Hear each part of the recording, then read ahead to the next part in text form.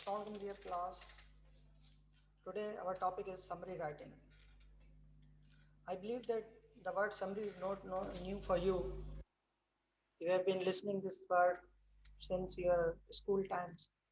So the summary is perhaps the most useful kind of writing of general studies. The purpose of this exercise is to write in your own words something you have just read. So in summary you should know that you have to write the words in your own. So summary writing का मकसद यही होता है, यही मश्क होती है वो, कि उसमें जो भी टेक्स्ट हमने पढ़ा है, जो भी हमने पैराग्राफ पढ़ा है, जो भी हमने टॉपिक पढ़ा है, उसकी अगर हमें समरी करनी है तो वो चीज़ हमें अपने वर्ड्स में लिखनी होगी। उसका जो सेंट्रल आइडिया, उसकी जो मेन थीम है वो सेम रहेगी। उसके कुछ वर्ड्स हैं, फ्यू वर्ड्स, फ्यू सेंटेंसेस जो अनचेंज होंगे वही सिमिलर रहेंगे, अदरवाइज जो भी चीज़ होगी वो हम अपने वर्ड्स में लिखेंगे। The most important ideas are selected and combined into clear, concise sentence. उसमें से जो खास उसके आइडियाज होंगे उनको हम चुनेंगे, उन्हें मिलाएंगे और उन्हें concise sentences, concise यानी छोटे. A summary of a paragraph, for example, may be only one sentence long. In most cases, your summary should not be more than one third the length of the original. किसी भी paragraph की summary करने के लिए मिसाल के तौर पर आप एक से ज़्यादा जुमला जो है वो बढ़ा सकते हैं, लेकिन ज़्यादातर केसेस में आपकी समरी जो है वो आपके पूरे टेक्स्ट के वन थर्ड की होती है। वन थर्ड की अगर बात आती है तो यहाँ पर बात आ जाती है पिर्सी राइटिंग की एंड पैराफ्रेजिंग की। In precis writing and paraphrasing you should also write the one third of the original length. So most of the students had asked me in the class, so that what is different between summary and Percy writing. So for clearing the concept of those students, the difference between Percy, paraphrasing or summary. So the main difference between a Percy and a paraphrase or summary is that in Percy, you use the language and structure of the original, particularly key terms and phrases. Percy के अंदर हमारी जो language होती है या expressions होते हैं, हमारा जो स्ट्रक्चर होता है एक पैराग्राफ का, वो अनचेंज होता है, सेम रहता है, ओरिजिनल होता है। पर्टिकुलरली की टर्म्स एंड फ्रेजेस, खास तौर पर हम उन वर्ड्स की जगह पर फ्रेजेस इस्तेमाल करते हैं। कोई की टर्म्स, की वर्ड्स होते हैं जो कि पूरे सेंटेंस को एक ही वर्ड के अंदर समा लेते हैं, इस तरीके के वर्ड्स हम उसमें यूज करते हैं, लेकिन टेक्स्ट हमारा ओरिजिनल ही रहता है। But in paraphrases and summaries you must use your own words as much as possible.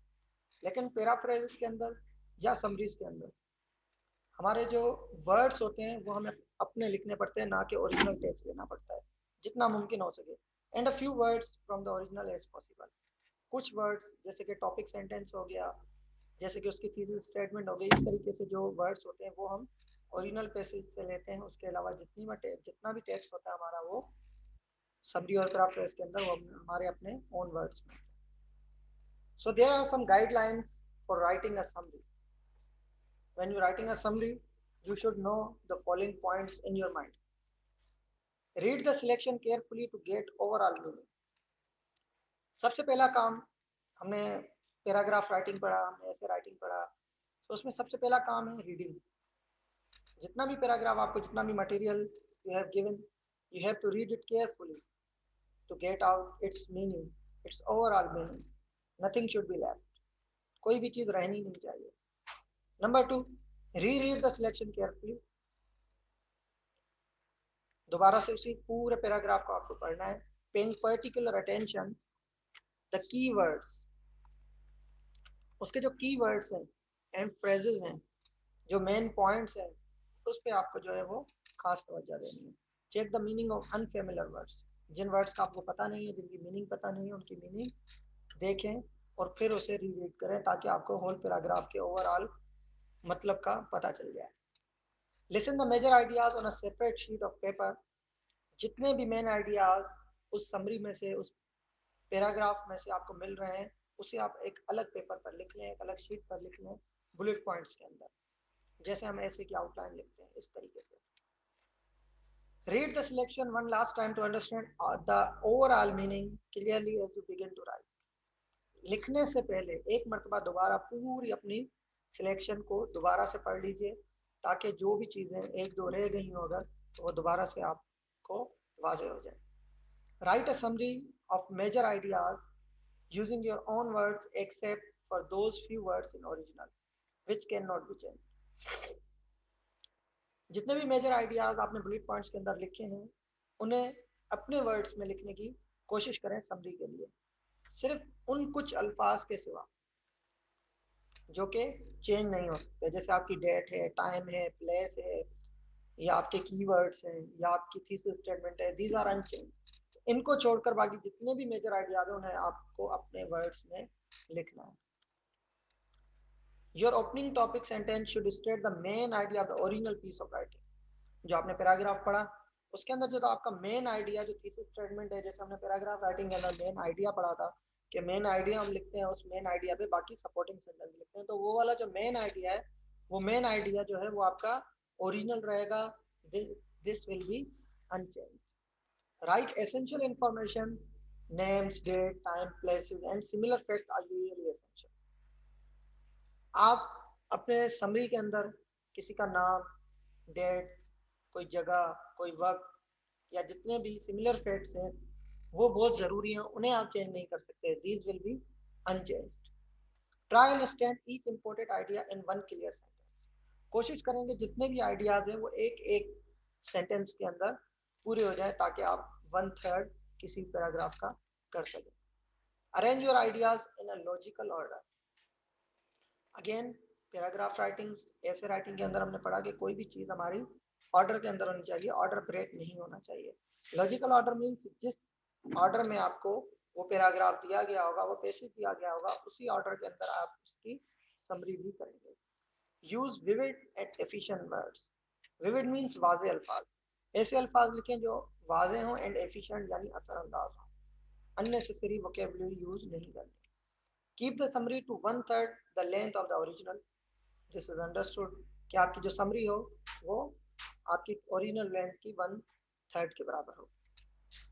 Use a concluding sentence which brings together all your points and the summary to an effective end.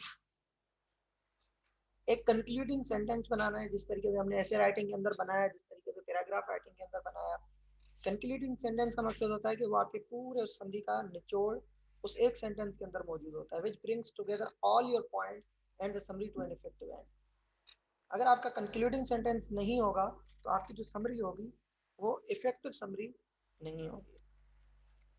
So these are some points you should keep in your mind for writing a summary. Check the summary of accuracy and conciseness by rereading the original passage.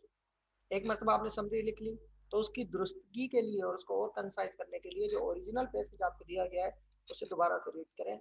Compare the ideas thoughts with your summary. जो ideas आपने अपनी summary के अंदर लिखे हैं, बयान किए हैं, उन्हीं आइडियाज को आप ओरिजिनल पैसेज के अंदर भी देखें और कंपेयर करें कि आया ये आइडियाज और थॉट्स सिमिलर है या नहीं.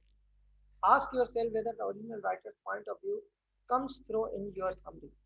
खुद से पूछें कि क्या जो असल लेखक या राइटर्स की जो पॉइंट्स ऑफ व्यू थे वो आपकी समरी के अंदर हैं या नहीं. Could another person understand the main idea of the original piece of writing by reading your summary. क्या दूसरा इंसान, दूसरा शख्स आपकी मेन आइडिया ओरिजिनल पीस का पढ़ के या ओरिजिनल समरी, ओरिजिनल पैराग्राफ का मेन आइडिया पढ़ के क्या वो आपकी समरी से अंदाज़ा लगा सकता है, दोनों को कंपेयर कर सकता है. Proof read your summary for error and overall effectiveness. उसके बाद दोबारा से अपनी समरी को पढ़ें, उसमें कोई गलतियाँ कोताहियाँ हों तो उसे निकाल दें और उसे एक असरअंदाज समरी बनाएं. So these are some points that you should follow while writing a summary. So it's an example of a passage that's on a self-medication. The total words using here are 456. So read the whole passage and try out to get the main ideas from each of the paragraphs. So as you see in your first paragraph, occasional self-medication has always been part of normal living. Probably the first sentence is your topic sentence and it should be unchanged in your summary. Okay, this is the paragraph and this is the summarize. The total words in paragraph are 456 and after summary, summarizing, the total words are 157. So as you can see that first sentence, occasional self-medication has always been a part of normal living. The first sentence is unchanged. And the last sentence, concluding sentence, self-diagnosis is greater danger than self-medication. So thank you very much. Allah Hafiz.